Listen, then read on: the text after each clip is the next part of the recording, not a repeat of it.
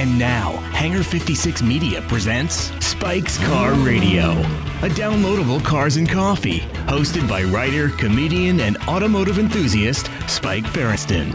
Now, here's Spike. Now we're recording. What do you call this place? West Side Collector Car Storage? I'm joking. I'm with Matt Farah. It's Spike first and Matt Farah. You got the both of us. At my place of business. In this series, I've been doing these these two-man shows just because I've been very busy working, and I found them to be very relaxing. I listened to the show for the first time. Because when you've got three alphas on each other, it's aggressive. Yes, that. And there's also something nice about two people just chatting. I found it to be relaxing that I was the third person in the car listening in. So I did one with Johnny, I did one with Zuckerman, I did one with Jerry, and number 5. Well, maybe that should be your format. I mean, maybe it's better. No, we started studying on the Smoking Tire podcast our numbers, and we learned that the shows with me and Zach, me and Zach, performed better than all but the biggest celebrities. Correct. Yeah. That's exactly right. I think it was because people understood what they were getting into before they, in an on-demand listening world, people don't like to be given new things. They like the world of the familiar. They want to know what they're getting. I can tell you, and I admittedly don't know everything about entertainment, but I've been in the business for a long time. And in this particular genre, podcasts, talk shows, personality shows, people turn in for the people who host the shows. I know. You told me that once. It's true. And there's your data to prove it. Yeah. And then every once in a while, you can put a celebrity in there and it pops way up. But there you Only if the celebrity shares the show with their audience. Right. If the celebrity shares the show with their audience, then it's good. You don't have any sort of clock, so we could see how I'm wearing a Rolex Sky Dweller. Do you want? I'm just going to keep checking the time this way. It is true. They become your friends. They're listening right now, nodding, going, yeah, we feel like we're friends with probably more of you than me. They like the other folks better. When they come up to me in public and say things that are the kind of things that old friends would say to me. Like? I mean, I end up having a lot of one-sided conversations with people. Someone comes up to you, you've never met them before, they know the names of all your cats. That's true. Someone knew my dog the other day. Yeah, someone said, how's Gopher? That really impressed Jerry. Yeah. My wife got stopped in the airport by a fan. Really? Yeah, she was into it, actually. She liked it. Was it Zuckerman? Hey, I seen you on the interwebs. Can I buy some time with you? Can I send you a token? Can I send you an NFT? It'll be worth millions. When is that all going to fall apart, the NFT? Oh, soon. Soon, right? Yeah, soon. Yeah. Did you see, my favorite news story of the year? What? Is the guy who bought Jack Dorsey's first tweet as an NFT for $2.9 million in March of 2021 and went to go sell it, and it got $6,800. Oh, no.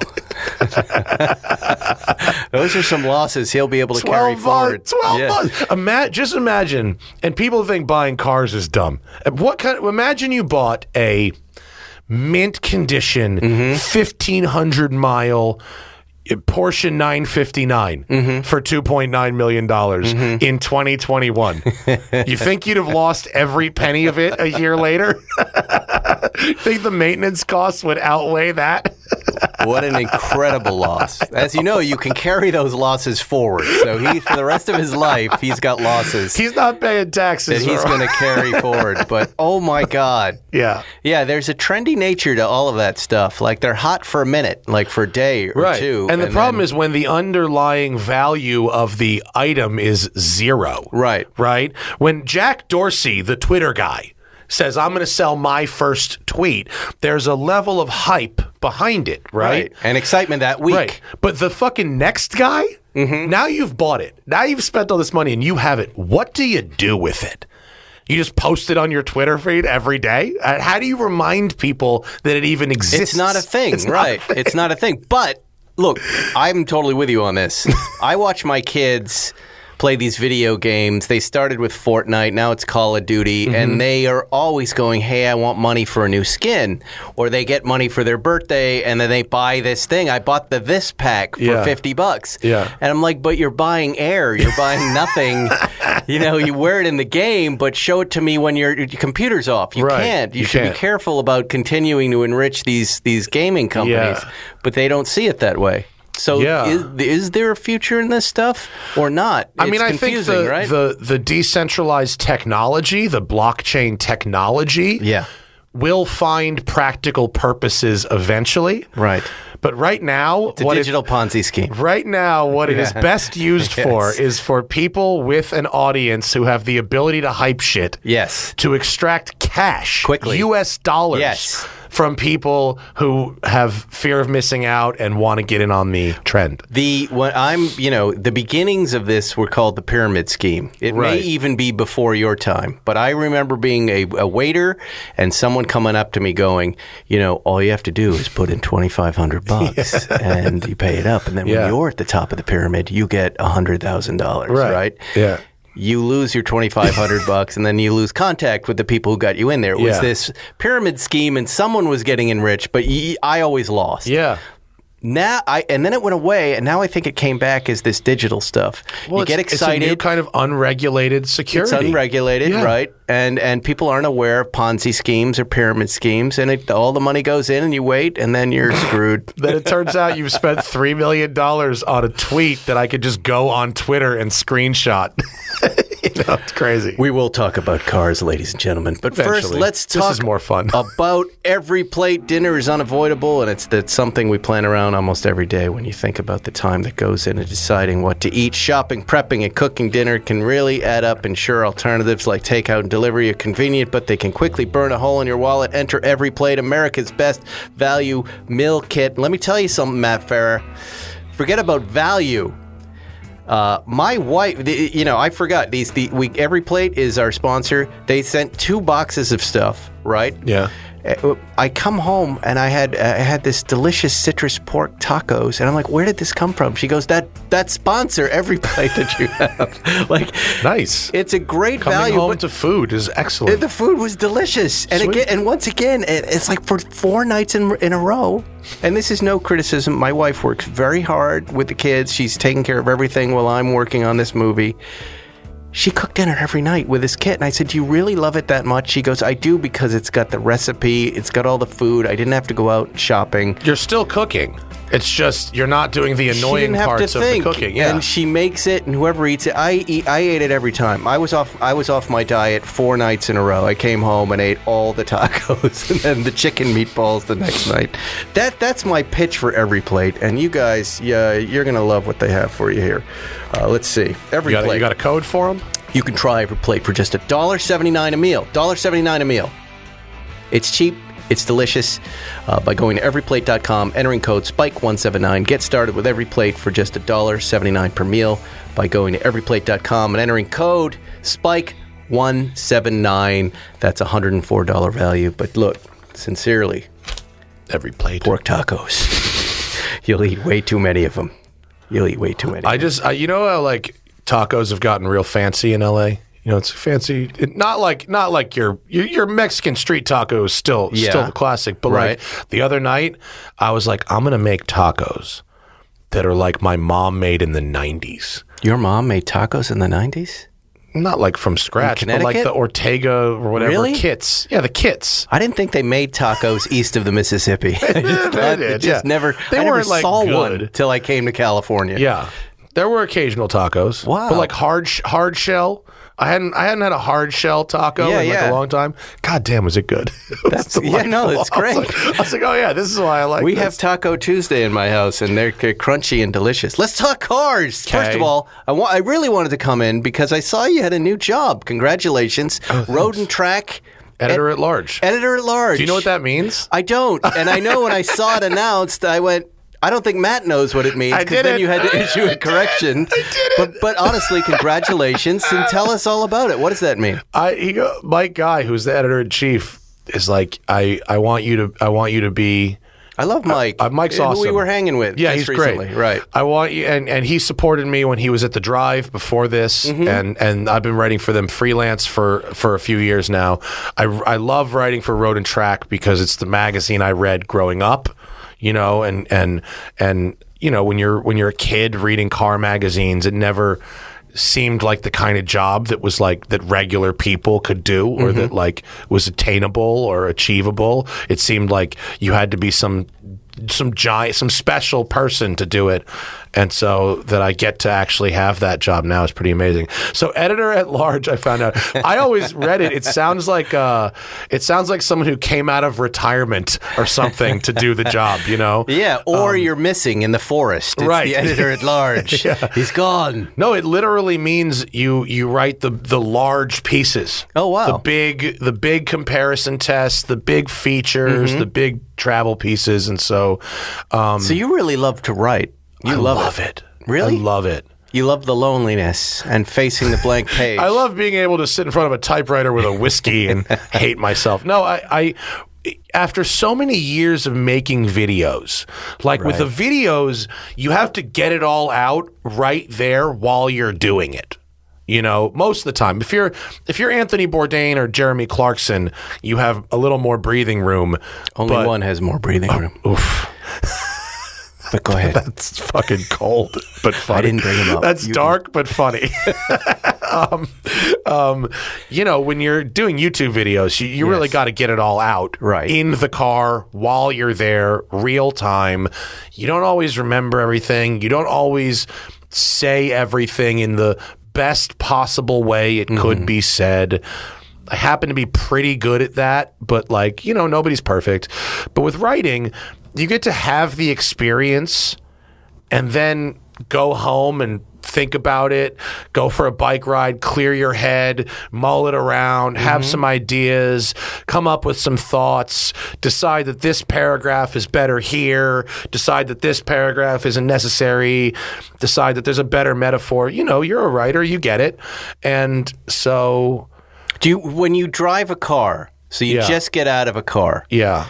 Do you have a premise before you sit down? Do you go, hey, I really love this thing about 75%, I'm going to write from that point of view? Or are you like a DeMuro where you have different scales that you... No, I try to put it, like if it's just like a supercar review, which is, I don't mean to like downplay that. Like writing a supercar review for Road and Track's pretty awesome. I try to put it in context. I have a lot of experience driving supercars from all different generations, and I try to put the car... You know, a supercar is about the technology and the performance, but it's also about the experience and the heritage. And like, for instance, that Lamborghini Ultimate that I drove, that Aventador I had at Bill's a couple weeks ago, the gray one, you know, that's a very outdated car. You know, it's old architecture, old transmission, it's clunky compared to the new GT3 or whatever, but it's still culturally incredibly relevant. And so I try to write from that perspective when it's, you know, I just did this thing. What's really fun about the new Road and Track, the Mike Guy era of Road and Track, they've cut the number of issues in half. Okay. 6 issues a year instead of 12. They're going to be more like paperback coffee table books, thicker, more room for the photography to breathe. There's a magazine called The Road Rat that came out a couple years ago. I've got a few in there that really started this. 000 is another one. Is there Hodinkee, yeah, like where it's, you know, better paper and fewer ads and better photography and really, really leaning into the craft of it as opposed to being this sort of flimsy paper monthly thing. So the issues are themed, which I like because it allows you to take an angle and find a story. So the next issue is called Analog, right? Something that a lot of us are seeking in our cars. So I have 3 stories in this book. I've got GT4 RS, I've got the Lamborghini Ultimate, and I just did... 2 days ago, I rented a racetrack in Apple Valley, and I had my friend John Bothwell from Persang. You know John? No. He's like a dude he's like out of the 30s. He's like a fucking, he's great. He's a Model T enthusiast. Oh, is that why you were in those? Yeah. First 4x4. Right. So he had 2 period modified Model Ts. One was modified in period to be the ultimate off-roader, the Model T Raptor. Wow. So it had 12 speeds and big for the time, big tires and metal wheels and upgraded drum brakes and a better radiator, just shit for off-roading. And then he had another one that was a race car. And it looked kind of like a Mercer Raceabout, where it's like two rails and a chair, basically.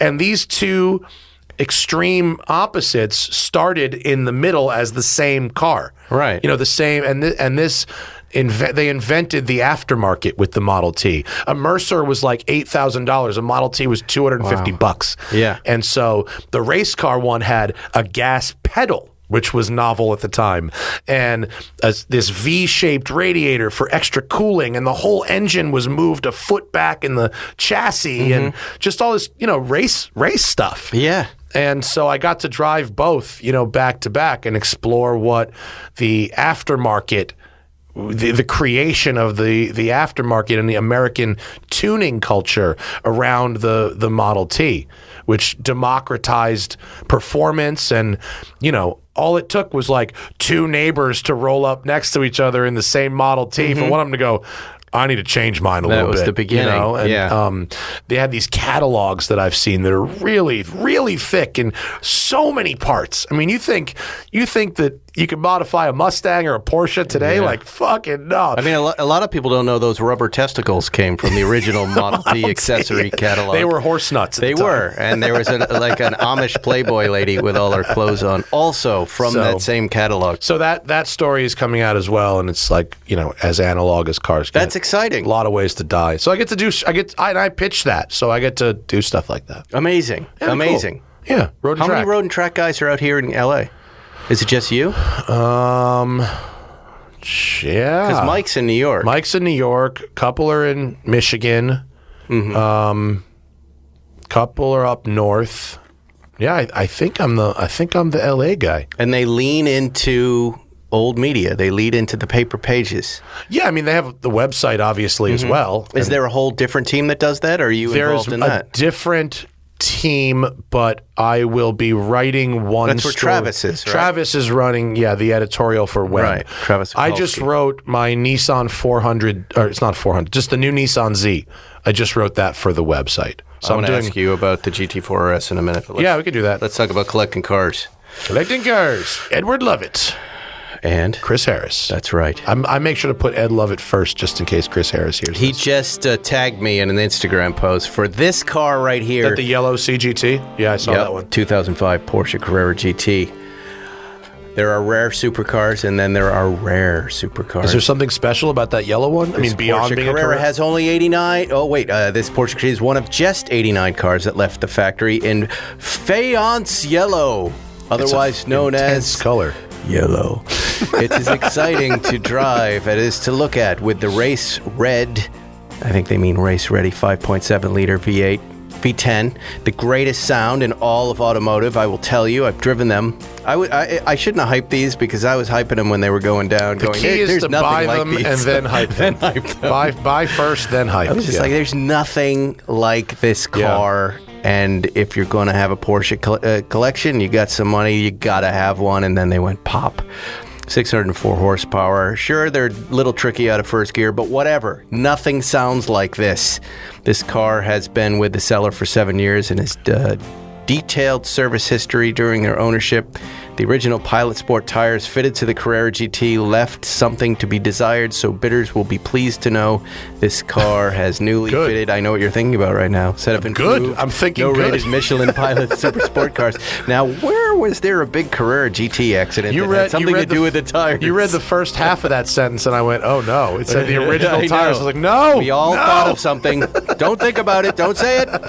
The factory specs, blah, blah, blah. This is a great car. If you have the money, get it. Wednesday, May 11th. It closes for bids. They also have something for everybody. 2008 Porsche 911 Turbo Cab. Here it is. Look at that. Nice California turbos with manual transmissions are hot property right now. So this 997 Turbo Cab is a great find with a 3-pedal gearbox in rare macadamia Metallic. I don't even know. Is that a brownie? Yeah, beige? That's Porsche speak for D's Nuts Brown. Yeah, there you go. 997, 0 to 60 in 3 seconds, 194 top speed. This 911, it's 51,000 miles. So there you go. That's good driver quality. Yep. And a convertible, too. You can save money with a rag top. The real enthusiasts. You want some cool stuff, go to collectingcars.com. You want to sell your car, you can list it for free and have a global audience. All right. I just saw a yellow Carrera GT at the Audrain collection last month. That color is aggressive in those cars. It is really, really, you're not going to be missed in a yellow CGT.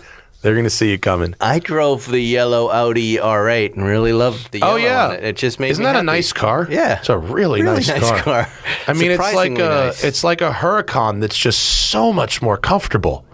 Because, the R8 has 5 extra inches of wheelbase, and all of it goes into the passenger compartment. Right. So you get so much more space. I just found it driving. I have a kind of goofball city drive now, so bumpy Melrose into Paramount Studios area, right? And it's good at that. And I found it was just perfect, quiet. It didn't make a lot of noise. And then when I got on the highway, I wanted to open it up, and perfect thing. It's a very nice car. The exterior design, just a little. We could update it. We can make it cooler. But not bad. Update? Didn't hate it. Maybe 4 or 5 years ago. Yeah. Yeah. You could make it badass. I thought they were actually going to stop making those. I'm surprised they still have press cars. I thought it was the end of the line. Here, wait. Now let's talk about GT4 RS. You know I'm getting one. Zuckerman and I are. Oh, you are? Yes. Cool. Thanks to Corey Biller at Burt Smith Porsche. Sweet. We're going to keep saying his name. They're awesome. You drove it? Yeah, street and track. Tell me everything you know. I drove it on Willow Springs. Okay. And I drove it on the road for 6 days. Okay. Who else was there at this Willow Springs event, and why wasn't I there? Was it just you? It wasn't just me, but it was a small event. They only have 2. They only have 2. They only have 2. They're both Euro cars.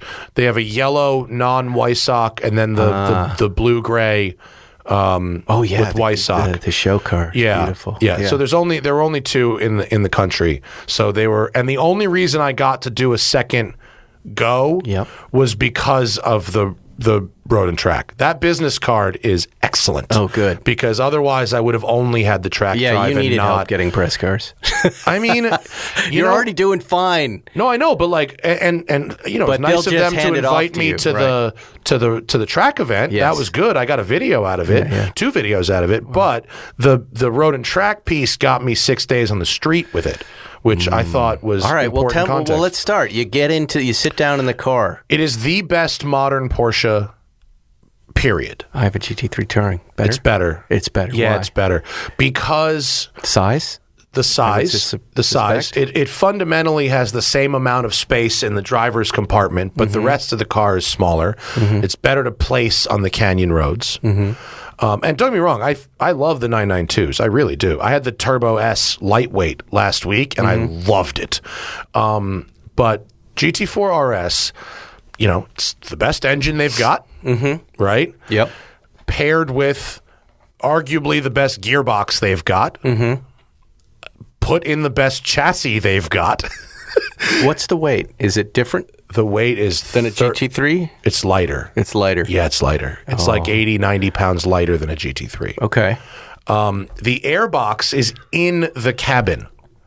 You share a physical airspace with the airbox itself, and the air intakes are in the cabin.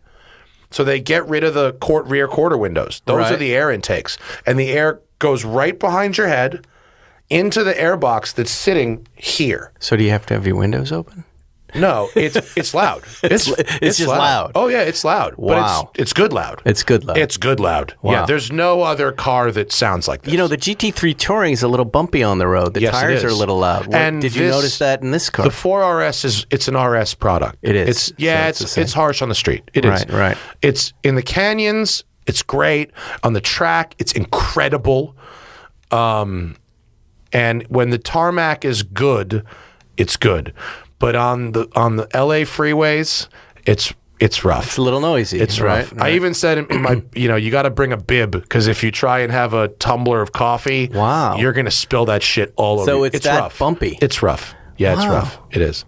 But it's an RS product. I mean, it's a pure RS product, and they're all stiff. I mean, the 2 RS is not. It's a little less stiff than the 9. No, sorry, it's a little stiffer than the GT2 RS on the street. Mm-hmm. It's about the same as the new GT3. Maybe, about the same. It's not. You wouldn't buy one to daily drive. You wouldn't want one because not only is it stiffer, you can feel there's less sound deadening, so you can hear the gravel hitting the inside of the fender wells. It's an RS product. I mean, through and through an RS product. But the shorty gears, I mean, the ratios are perfect. Because all the magic.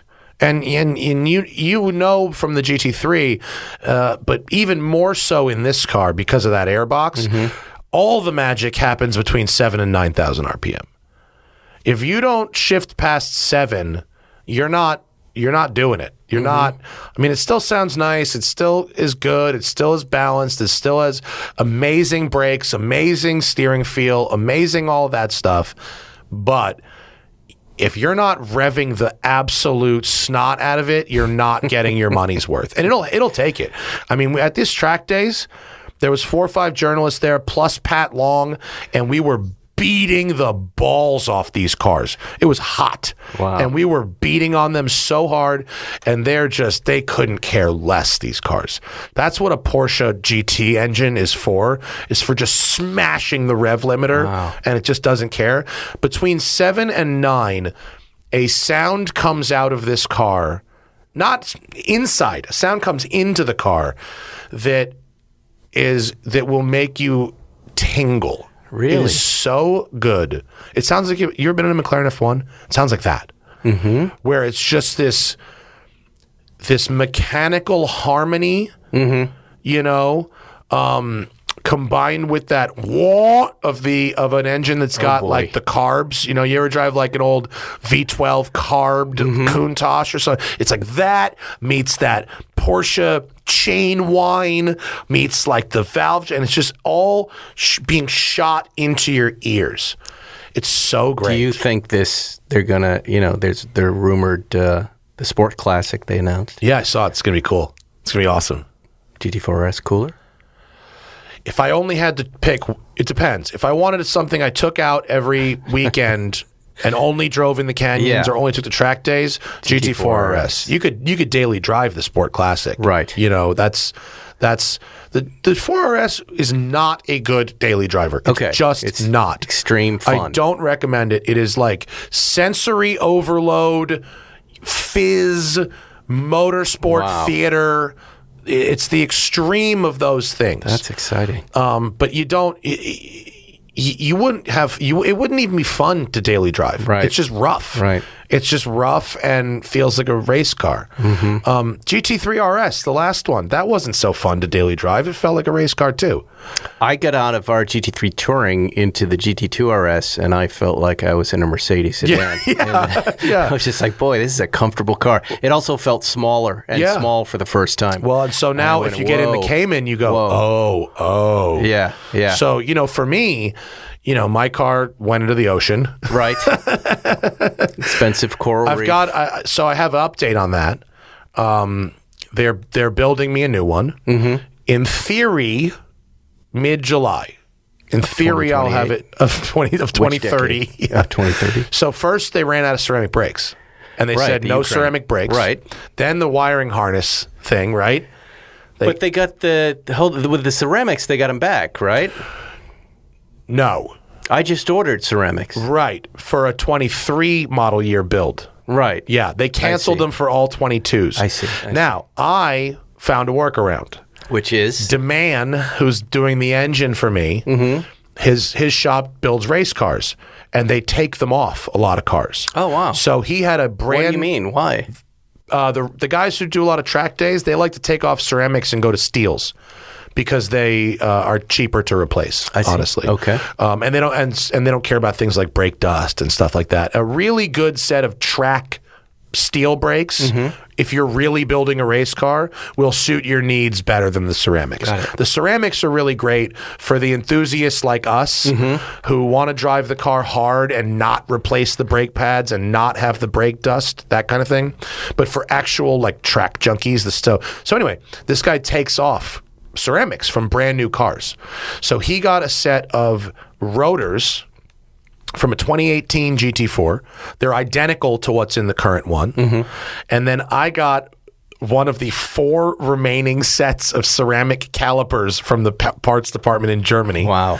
So I now have an engine on a stand, a box full of aftermarket gears, and a box of ceramic brakes sitting in demand waiting for this car. So my car is going to be more street-oriented than the RS, right? My car is going to be more power, but it not rev quite as high because it's a stroker engine, right? So, and I'm going to do, stick shift, and I'm doing the comfort seats. So for my personal use case and my personal dollars invested, the thing that we're building will make me happier than the RS would be, because I'm not in my personal life going to maximize what the RS does the best. Having said that, if you can get an allocation for a 4RS, you should. You absolutely should. Yeah. No reason not to. Yeah. It's fabulous. Yeah, it's a great. What color are you guys getting? Do you know? It's a secret. Okay. We did, a low-key livery for the GT3 Touring, and this one, we took some time with it and made it a little nutty and made it fun. So. I will say the Weissach package is very expensive, and I could not feel the difference driving the car compared to the non-Weissach. I want a level beyond Weissach. You got Weissach with magnesiums? We went past. We did some special wishes stuff. You'll see cool. it. All right. It's cool. It's fun. But we just thought, why not? We know it's going to be a winner. But then, this other stuff. What have you heard about STs? What have you heard about these other, I've heard about the Dakar. Okay. Which is the Safari. Who's the building that? Safari. Exclusive department? I don't know anything GT beyond department? the fact that I don't think it's GT. I think it's a regular production. Is there a new car. Safari department? Well, they're calling it Dakar. They're not calling it Safari. Yes. But I have gotten some unofficial confirmations that it's going to be built. Wow. Does that excite you? Yeah, it's fucking cool. Yeah, definitely. That's going to be awesome. Isn't it amazing all the things they're making all of a sudden? Yeah. It's crazy. When you're that profitable, it's what you should do with it. It's good. You get something and then you're waiting for the next thing. It's never ending. I'm glad that I don't have the keeping up with the Joneses gene regarding modern cars. I think my job spoils me that I get between the cars and the Bob's watches. Yeah. You get the taste. Yeah. And then right when it wears off, you give it back, especially with Bob's. Like getting a box in the mail from Bob's of a demo, it's just like I bought it. It is exactly like it. And for a month, I get this new watch vibe. Is that what you're wearing at Bob's Yeah, I got right a now? Sky Dweller this month, Beautiful. which I like, but I'm glad I'm demoing it because I'm not. I thought I would be like in love with it and want to buy it, and I'm actually not. It's actually very hard to tell time on. I think this may be even harder to tell time than a Daytona. I continue to take out like the Daytona 116500, the new white Daytona, and then I return it and then ask for it back. I just keep doing it. I'm just owning the same watch. Did you see the ridiculous mother of pearl Yachtmaster I got like last month from them? Yeah, full gold Yachtmaster with a Tahitian mother of pearl dial. It was amazing. Have you started thinking about, with all the street crime that you read about? I don't know if it's real or not, but do you start? I have found that I'm starting to cover up my wrist when I'm walking around. I consider circumstances. Right? Yeah, I do think that those stories they're not overblown. It's not like they're made up and not happening. But I think the media coverage of stuff like that is outsized. If the watch gets stolen, they make you pay for it. Did you know that? Have you read Bob's? Yeah. Bob's. No, I Have do. You read that contract? Yes, I did. I read it for the first time. Yeah, I don't wear it in the high risk situations. No, I know when what you you're mean, wearing though. $100,000 watch. That's a big hit if you lose it. I know. And I was up skiing with one. Wiping out, splattering, yard sale. Lucky the watch stayed on my hand. Hey, listeners, this probably won't surprise you, but I've never been a big art guy. I mean, unless you consider bumper stickers works of art. I didn't write that joke. That is until I learned that Picasso paintings sold for over $100 million in 2021. That's a lot of zeros, folks. Not only that, art price appreciation has outpaced the S&P 500 since 1995. So when the market takes a hit, which it's been doing this week, a well-diversified art portfolio might not, which isn't that surprising considering some billionaires like Matt Farah have been laughing all the way to the bank and investing in art for centuries. Have you seen the Dali in my bathroom? Yeah. He's got 3 of them in his bathroom, and one is a urinal pad. It's just there. You just hit that. That's the target. But this should really put a smile on your face. Now you can get just like Jeff Bezos. And I'm not talking about having a messy divorce. Jeez, guys. Is that written? That's written. I'm not talking about busting unions and have a messy divorce. Got an office near me in Santa Monica Airport. I don't know why I want to be harassing Jeff Bezos in my Masterworks ad. I'm talking about investing in blue chip artwork with Masterworks. Masterworks is unlocking the once exclusive contemporary art market so you can add paintings from iconic artists like Warhol. Yes, I would buy that. Basquiat and Banksy. 3 of my favorites. And Masterworks is even going to give my listeners priority access to the newest offerings. Just go to masterworks.io/Spike911. Masterworks.io/Spike911. See important disclaimers at masterworks.io/CD. Spike911. Oh. And /disclaimer, I guess. I wasn't kidding about the Dali in the bathroom. You really have one? A pencil sketch. It's like an etching. Yeah. Do you not know about the mystery Dali? No. Oh, I never told you the story? I don't think so. So when I got married 3 years ago, Dolly.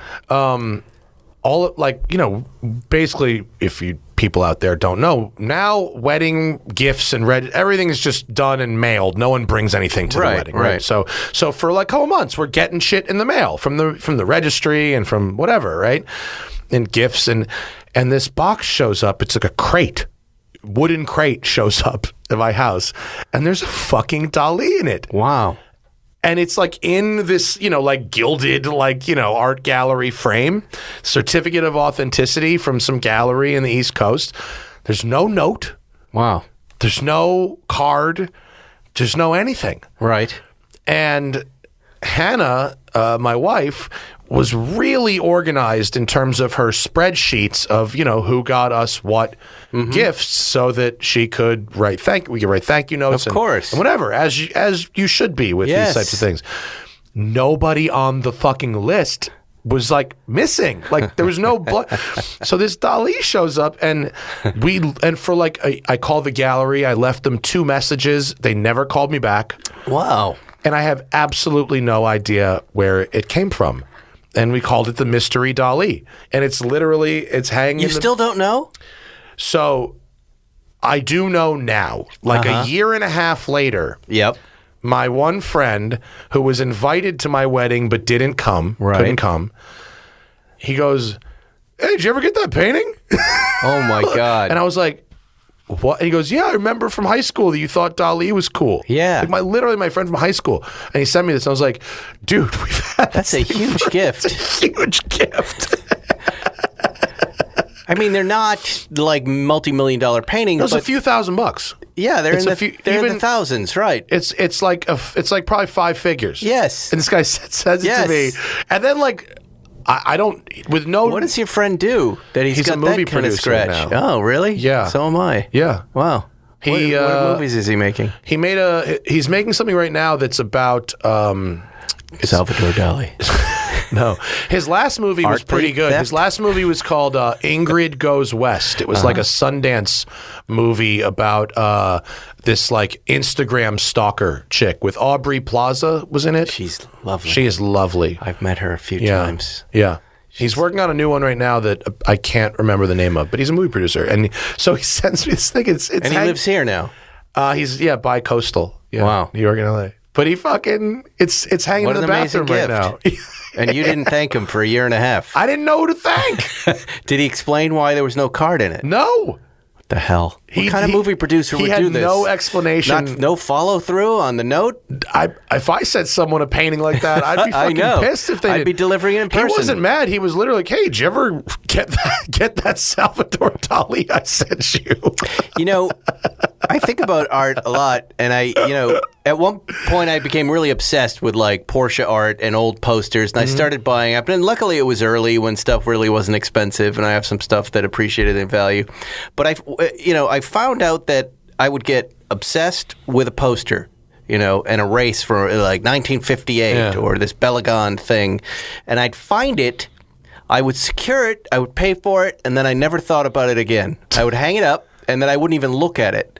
Like would you hang it somewhere where you'd see it, or just... I have a ton of stuff. I mean, there's like in the hangar. There's some stuff. I have a ton of stuff in the hangar. I have stuff in my house. I put stuff in my kids' room. But I'm just saying, in general, my trajectory was obsessed, track down, buy, frame, hang, never look at it again. I didn't. You might as well buy NFTs.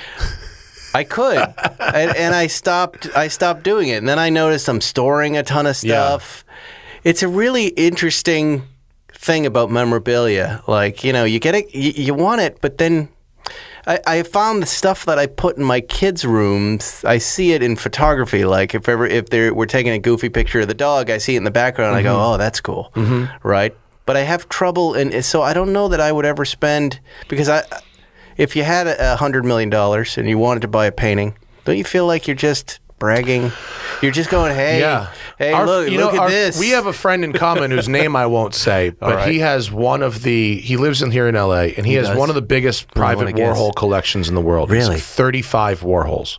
And he's also got multiple Basquiats. Really? And they're in his house. Okay, well, that's cool. And I went to his house. Yeah. A friend, one of our other friends brought me over there. I went to his house, and as I walked around... What was the security system like? I walked Simply Safe. As I walked around the house, I mean, my jaw was on the floor. Yeah, that's cool. But I wondered if I lived there, if I would stop seeing it after a while, and it would just be a thing on the wall. It's like the view. So you're buying it for other people's enjoyment. Yeah, It's like an ocean view or any other view after a week. It's just like... It's just there, yeah. Yeah. It's interesting. But there's something cool about that if you socialize and folks are coming over. But sure. Look, I was a photography major in college, so I've got... I not only do I have at my house stuff that I shot, from college, it's still hanging in big, large format frames and stuff. But I get a lot of pictures from guys like Larry Chen and whatever. And so I end up framing a lot of it and hanging it here or hanging it at home. Were you ever a Walker Evans fan? I am familiar with Walker Evans' work. Depression era stuff. Black and white documentation. I really like very rich color, landscape, and architecture, like Peter Lick, Michael Fatali, the stuff that's printed on the Cyberchrome where it really looks like it's like glowing. Yeah. As a colorblind guy, I'm colorblind, so these hyper-realistic, hyper-vivid colors were always kind of what did it for me. Do you get the sense that there's no more photography out there because everybody has an iPhone taking pictures? That it just kind of... It's hard to find really great stuff. It is. Is there anybody out there making money as an artistic professional photographer at this point? It's certainly. I mean, I wanted that to be my career. Me too. And the year I graduated. Did you know that about me? I didn't know. I have two uncles who are professional photographers. One taught at Columbia, the other taught at Yale, and they taught photography. Yeah. And they were both art photographers. They both Walker Evans fans, which is the only reason I know who Walker Evans is. But growing up, that's what I wanted to do. Yeah. And my dad got me not an internship, but he went down to the local wedding photographer. Yeah, down a photo assistant or something. Yeah, and he goes, you can work with him on Saturdays. He'll teach you how to do it. And I went in the first minute. He goes, okay, this is what we're going to do. We're going to take some pictures. We're going to do some development. He goes, you really want to do this for a living? And I go, yeah. And he goes, you're not going to make any money. And that was the end of it. That was the end of it. I said, what do you mean? I love this. He goes, but you will make no money. If you're lucky, you'll be here working with me. Yeah. And I went, well, that sounds terrible. Yeah, that sounds terrible. And he went, honestly, you really shouldn't pursue this. He goes, my life is not good. I'm very grateful for that guy. because I thought my enthusiasm for this stuff, but in a way, I kind of went into it. I tell that to people about writing about cars all the time. Yeah, but I mean, photography is kind of like media. It's, you know, I ended up doing TV, and now we're doing movies, and that's a version of photography. I graduated from college in 2004, which is the same year two things happened. First commercially available digital SLR and Craigslist. Wow. And that was the end of well-paid commercial photography. And the beginning of human trafficking. Keep your car looking its absolute best year-round with 303 cleaners and protectants. 303's revolutionary graphene nanospray coating gives you professional protection. In a simple-to-use spray formula, it will keep your car's paint protected for up to 12 months and give you insane levels of depth and gloss. You can also use their brand-new 303 graphene detailer to boost protection, slickness, and shine throughout the year. It can even be used for a quick cleanup of light dust and fingerprints and all the things that fall from Bill's Malibu kitchen trees. My Countach got crapped on Sunday. Me too. There's that tree now by the exit. You know, they cut the tree down where they used to live, and that was in the center, and now they moved to the big pine tree, and now if you exit on Bill's side, you get destroyed. Yep. I destroyed Zuckerman's GT4 RS, which I feel bad about. Worse, Jerry in a 1959 perfectly restored Carrera GT 356. Oh, no. We both got hit. But thank God for the Graphene 303 line of protection products. It really did work. I sprayed my nano spray coating after I washed it off, and the car looked just beautiful. And Zuckerman said, I wish you hadn't have told me that story, but I'm glad the car looks nice, but I can't get it out of my brain. 303 graphene nano spray coating gives professional protection and an easy-to-use formula. Go to 303radio.com for more information. 303radio.com for more information. It's also available at Advanced Auto Parts, AutoZone, and Walmart. You were... Did you see Jay wrote about... Jay Leno? Yeah, he wrote about... He can write? He wrote... Just joking. He's got a column in Haggerty every month. He does? Yeah. Wow, how does he get all this stuff done? I mean, I don't know. But he wrote about Bills.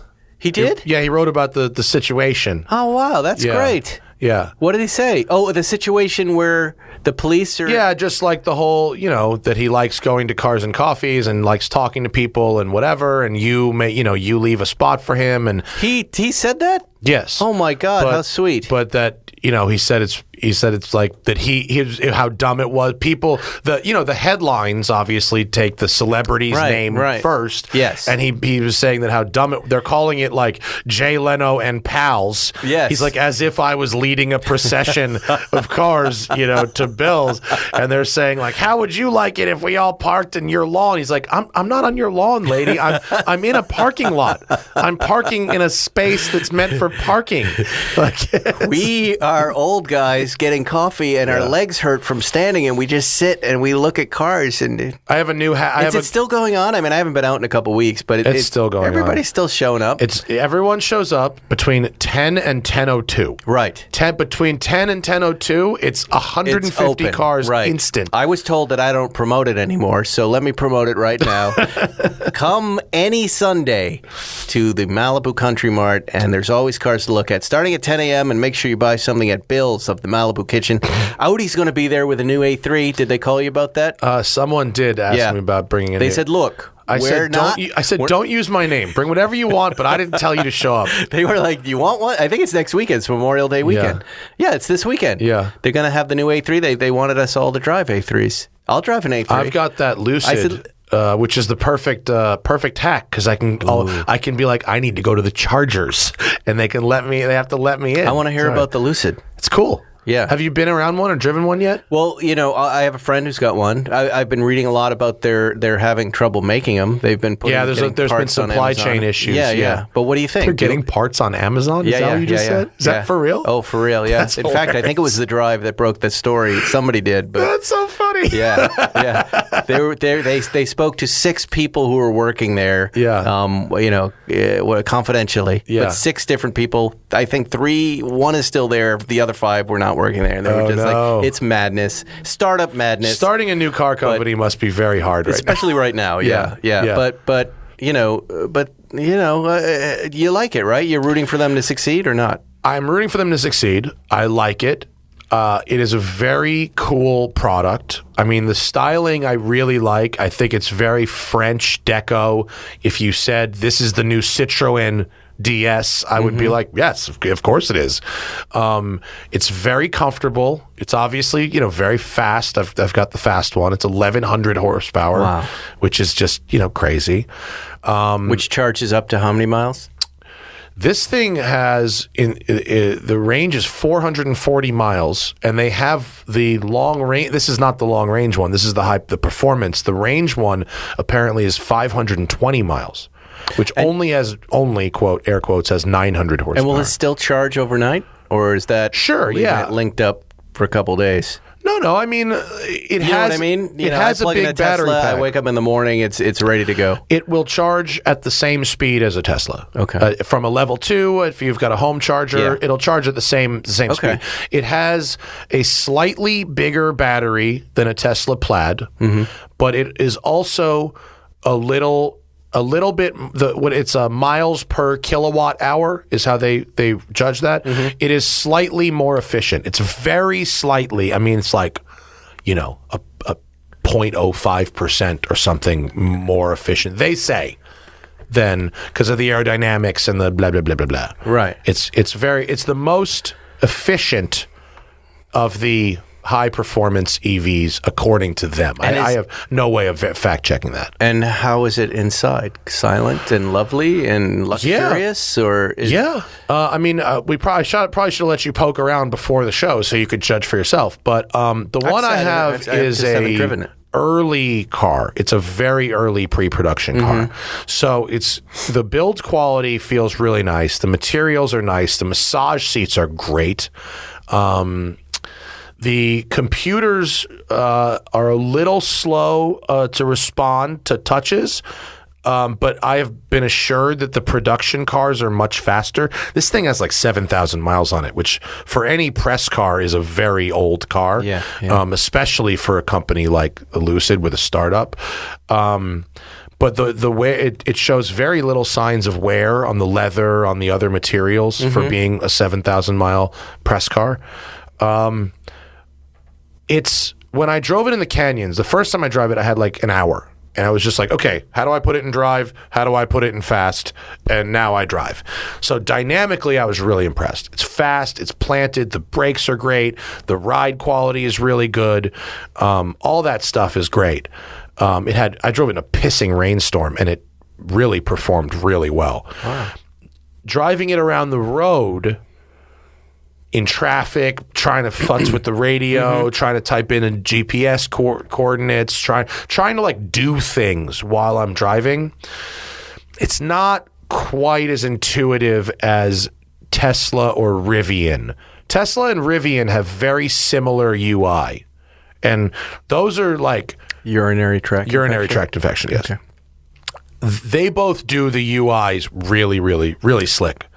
What is UI? The user interface, the touchscreen, the way you select a radio station or type in a nav address or Seamless. basics. Lovely. They do a great job. Both those companies do. The Rivian screen is really fast too. This one, it's just not quite as intuitive. And I've only had it for one day. I have it for a week, so I'll let you know at the other end of it if I get a little more used to it. That, right? They can. They have. I've been assured the new computers are faster and have updates. They need to. Huh? They need to. Did you talk to Tony about his? No, I'm just. I hear those little details matter in these cars. They really matter a lot. You want them thinking they're ahead of you in what you want, right? Pretty much. Yeah. As they update, you want to go, oh, I didn't know I needed that. You don't want to think you're behind where I'm at. Yeah. Right. So they said, And I believe them. I don't think they're lying. They said, "Look, we'll give you this car for a week, but it's an early build, so you got to give us a little bit of benefit of the doubt for some of this stuff." And so I will. Fair enough. I will. But I do like driving it. People who see it on the street love it. People like, what the fuck is that? I took it to the Forum last night to see Pearl Jam, and everybody in the parking lot was like, whoa. It's that gold. That's the Pearl Jam audience. Pearl Jam was great last night. Whoa. Yeah. What is that? They were great last night. And I saw Bert Kreischer at the Greek 2 nights ago. Oh, yeah? Killed. Did you tackle him? Everyone, everybody's got a joke about that now. What's the joke? Here, let me hear some. None of them were good. That's the problem. Chris Rock's is that Will Smith? That's the best one. That was the best one. That was the best one. Bert, Bert and then Mark Normand and Sam Morrill opened for Bert, and all 3 of them did jokes about it, and none of them were good. And then last night, I'm at Pearl Jam, and fucking Eddie Vedder's like, I'm not telling any fucking jokes, so don't jump up. And I'm like, oh, Eddie. Someone maybe will eventually have a good joke about it, but it hasn't really happened yet. I love all the people saying this is the beginning of the end of comedy. It's one fucking crazy guy. It's two crazy guys. Well, one happens to be a celebrity who won an Oscar, and the other is... People have been getting attacked on stage forever. Imagine disguising a knife as a gun. People get shot on stage. Yeah. It has been going on forever. It's been going on. I like the knife, the rubber gun, and then the knife on the end. I thought that was fun. I mean, that's like... It was a clever kind of way to show there is absolutely no security. That was the Hollywood trying to prove. I got a gun and a knife together, and look, I get it right through. I've never... Right, you get searched when you go through the... You do. I'm thinking about every you time do. I've There's gone metal through. detectors. Yeah, there's metal detectors. But you know what happens? I have a belt that I wear always. Yeah. Just a regular ass belt. Mm-hmm. And every airport metal detector, it sets off. So I have to take it off at the airport, right? It has never once set off one of these stadium or theater venue metal detectors, ever. Yeah. The same belt. So they're not good. Obviously. I'm going to attack Yo-Yo Ma this weekend at the Hollywood Bowl. Tackle him on Fuck stage. your cello! Yo-Yo Ma, stop him! Stop him! Go cut his cello strings with your knife that looks like a gun. I thought it was so weird when Chappelle was like, stomp him, and then everybody is stomping the guy in full view of the audience. So I called Zuckerman up and I said, hey, this little extra beat of this guy after he tries to stab Chappelle, and then Chappelle calls for him to be stomped, and then he's beaten up and his arm is broken. Like, I don't think he broke it. What's the liability there? What's the liability? Yeah. What did Zuckerman say? I said, this is a good question, right? And I ran it by Jerry. He goes, oh, that's a good one. What is it? And he goes, and Jerry and I were on both sides of it. I said there was a lot of liability there, and it's a valid case. And Jerry says, not a chance. And Zuckerman said, you're both right. Yeah. He goes, if this were on the law school exam, you would say... cut and dry liability case. It was violence after the moment. Sure, he's no longer a threat, and now it's retribution. It's retribution, right. He goes, in a courtroom, I would never take the case, but if I did take it, a jury might award him. Yeah. But they would give him $0. Yeah. Right? And the jury would hate him, therefore I would... had it coming. I would never take the case. Yeah. I would never take the case. Yeah. Even though it could run afoul of the law. Sure. Really interesting, right? Yeah. I get it. I should have gone to law school. I mean that's about as interesting as the law. Isn't a lot of the law, and not to impugn lawyers, but a lot of the law is like common sense, right? It's like, how do you... Zuckerman always has a great point of view. Yeah. You know, it's like a doctor on the front lines or a police officer on the front lines. They see things very differently than we take them in through media and digest them. And that was a perfect example. Sure. Of it. This is what really happens here. Yeah, that makes sense. We get no dollars from it. Before you go. What else you got? I don't want to wrap up yet. I just because I heard you talking about this car and I don't know what you're talking about. This 992 Turbo S lightweight. What is that? What is that? Oh, it's like an option package. It's like a $10,000 option package for the Turbo S. And how much weight does it take? 80 pounds. 80 pounds. Could you feel it? No, absolutely not. Well, then you were saying the GT4 RS was 80 pounds lighter than the GT3 Touring, but that you're not feeling the weight. You're feeling the size. You're feeling the size. Right. Yeah, the size makes more of a difference. I mean, look, if I drove the two cars immediately back to back, could I feel the difference? Mm-hmm. Maybe. Mm-hmm. But the difference with this lightweight kit for the Turbo S, it's no back seat, right? But rear seat delete. Yeah. Buckets. Yep. Light glass. Mm-hmm. Reduced sound. Cool. Reduced sound deadening. That's cool too. Yeah. Right. I like all that. And a carbon roof. That's your. I like all of that. Yeah. Nothing wrong with any of it. I wouldn't expect it to be quicker. And also a manual steering adjuster. No power steering wheel. Power steering, but no, it's a lever to adjust the wheel. Oh, okay. Yeah, like who gives a shit? Fine. So they save money on that and make money on that. Yes. Wow. But the difference is if you have a stopwatch, it runs a 9-second quarter mile. The regular Turbo S will do like a 10-1 at 134. This one does a 9-9 at 139. That's significant too. So it is the cheapest, least powerful. Here's a good fact: the cheapest, least powerful car to ever run 9s from the factory. It does a quarter mile the same as the 918 Spider, which was over $1 million, 8 years ago. And still over $1 million. Yeah. It does 0 to 30 in 0.8 seconds.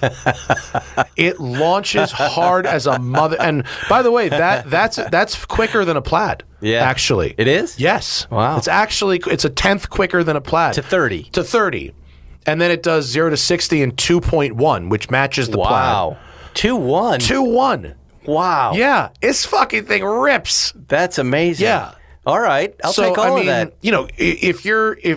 Can your body feel the difference between 2.3 and 2.1? Not really. Not really. I like that. But of course you like it. For 10 grand, yeah. We're moving. Wow. And so this thing was the one I drove, the yellow car, which Johnny also drove before me. It smelled like Jew. Johnny Liebersweins. It's he's getting COVID again in Miami right now. Is he? At the F1 race? Yeah. I wore a mask at the events I've been to because everybody's getting COVID right now. It's no bueno. Yeah, I have it right now. Great. I got my second booster. Me too. 2 days ago. Yeah, I had to lie and say I had a weakened immune system to get it. They don't check. No, nobody checks. I was going in. Listen to this story. This is L.A. right now. I was going to Saks Fifth Avenue to pick up a Mother's Day gift for my lovely wife tomorrow. Mm-hmm. And I don't have much time, but I got there 10 minutes before they closed. And as I'm going in, there's a couple rushing in behind me, right?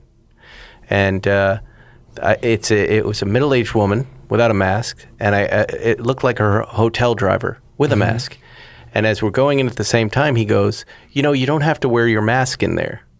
Oh, she had the mask. He didn't. Mm-hmm. He goes, you don't have to wear your mask in there. She goes, no, I do, as we're in the doorway together, because I'm sick right now. Oh. And I looked at her, and I went to the guy, I mouthed the words, what the fuck? And he shook his head, and then she just darted in and just, she just felt it was okay. Yeah. I watched her. She's just giving COVID to all the people there. Great. Yeah. Great. That's what I think that's how people feel about it right now. They just go, well, I'm sick. It doesn't matter. I'll just wear the mask. Anyway. I probably have it. Awesome. Awesome.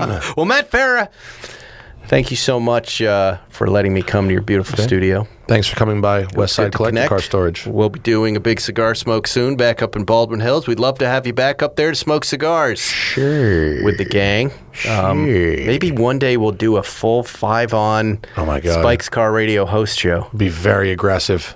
It'd be hard. I don't know who talks more, to be honest with you. Zuckerman would sit back, but you and Johnny and Jerry. I think Johnny's probably would top me in Jerry's pretty strong too. He'll go, but he'll stop. It'd be an interesting thing. I've never done a show with Jerry. Yeah, we should do a big show. I haven't been on a. Finding out that he watched my YouTube channel made me very intimidated. He's such a fan of YouTube journalists, Weird. right? Yeah. He's gone through his whole list. I know. Yeah. He's been talking about him in the show, and someone said he hasn't mentioned Matt Farah, and I think I wrote under that comment, well, that's because he says it in person. That's because, he's very complimentary to both Matt and to Johnny. Yeah, no, he's a good dude. I respect. Much Well, he respect. wanted to be an automotive writer, too, when he was young. That was his thing. Didn't he write something? Didn't he write that Carrera GT piece for somebody? I was in it. Yeah. He and I went to Germany and he did that. Yeah. Somebody else I spoke to that was very famous and successful said it was their dream to write about cars, and I was like, why fucking don't you? Anybody would. Yeah, anybody would take a story from someone. Sure, that why famous. not? Yeah. Forget who it was. Someone who hangs out, who's been to Malibu and was someone that was like, I don't know, friends with you or something. I forget. Just don't ask me to write one. I like being in the pictures. but I will obsess, and then it will ruin a week of my life, and then I'll get it wrong. It's hard. Writing is hard for me sometimes. Road and Track has, when you're in the print side specifically, because print is forever, the fact checkers really go through it. I know. Yeah. They don't with the web stuff. They didn't do so much fact checking. With the print, they really do. If I had a good editor who could give me some good feedback and help me, and write half of it when I turn it in, that would help. That would be good. Mike Guy said one of the nicest things to me, which is that you need less editing than almost anybody I've ever worked with. See, that's what I'm afraid of. Yeah, see, now that's in my head. Now I'm thinking that. Yeah. And now if I don't do as good or better than you, then I'm going to have low self-esteem for 2 weeks. You wrote The Soup Nazi. I'll never write that. I never feel good about him. There's never a moment where you go. It really isn't. I mean, when I was writing jokes for Weekend Update and one went off and you could hear a lot of applause, that was hard to kind of rat fuck myself on. I'd go, all right, well, that worked. But other longer things, like even that episode you just mentioned, on most days I would just go, oh. There are better things out there. Yeah, I mean, I feel that way about stuff I've done and written and videos I've made and podcasts I've recorded. Right. I get imposter syndrome sometimes. Oh, I was just been reading about that. Yeah. Yeah, I think I have it. I think I definitely have it. How do I just finished, I read Seth Rogen's book, his new book. It's called Yearbook. Yeah. I thought it was great. So funny. I really thought it was a really funny book. Except I bought the autographed edition. It just had a curly Q like Charlie Brown's hair across the top of his forehead. $300. And I went, what the hell, Seth? And he goes, I was tired that day. I tweeted him and he responded. I was tired that day.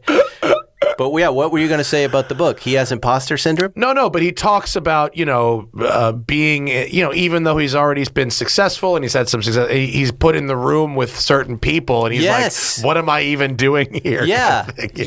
And I've been around long enough to know a lot of people in the room are thinking that about you and other people too, but it still doesn't help yours. Yeah. Right. You're always like, and it's part of it's good. Yeah. Because it keeps you working hard and it really makes you examine what you're doing, but then it can also just go wrong. With cars, I feel like that when I talk to Jason Camisa. Yeah. You know Camisa? Yeah. I don't know him, but I know his work. You know his work. He's great. I mean, he's amazing. He has like, in wine, there's like super tasters. The super sommeliers. Like he's like a super taster for cars. Yes. And so I'm pretty good at my job and I'm proud of my work, but like he'll feel things in a car and notice things in a car, and I'll be like, I didn't notice that at all. Yeah, there you go. Do I actually suck at this? Like, compare, despair. Yeah. Right there. Yeah. It's the comparing and the despairing. And we do that in the car business. And there's the famous story, and apologize for saying it again, but Jerry and I were once in identical Conta Green 70S's, both under 10,000 miles. And we were on the Hollywood freeway, and I looked over and I thought, I want his car. It was the same. It was the same car. Yep, and that's compare despair. That's very funny. That's our show this week, kids. We'll see you next week on Spike's Car Radio. Thanks for listening to Spike's Car Radio, brought to you by Hangar 56. Listen to new episodes every Wednesday, and be sure to subscribe on Apple Podcasts, Spotify, or wherever you get your favorite podcasts.